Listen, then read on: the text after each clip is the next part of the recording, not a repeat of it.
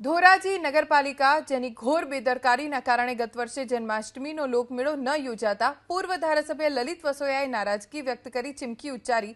જન્માષ્ટમીના લોકમેળાના ગ્રાઉન્ડ અને શોભાયાત્રાના રૂટનો માર્ગ જ્યાં ખાડાનું તાત્કાલિક સમારકામ નહીં કરવામાં આવે તો આગામી દિવસોમાં પ્રાંત અધિકારીના ઘરે જઈને વિરોધ પ્રદર્શન કરવાની લલિત વસોયાએ ચીમકી ઉચ્ચારી।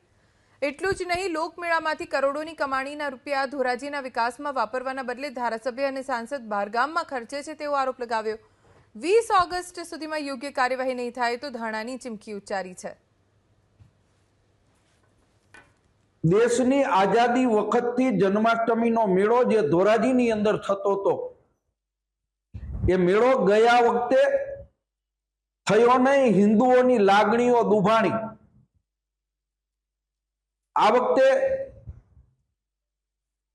વહીવટદાર શ્રીને પત્ર લખી જે ખાડાઓ અને ગાબડાઓ છે તાત્કાલિક ધોરણે રિપેર કરવા માટેની કાર્યવાહી કરવી। ગયા વર્ષ જેવી જો બેદરકારી રાખવામાં આવશે તો આગામી 20 તારીખે ધોરાજીના હિન્દુ પ્રજાને લઈ અને ડેપ્યુટી કલેક્ટર શ્રીના ઘર સામે હું ધરણા અને મોરચો લઈને જવાનો છું।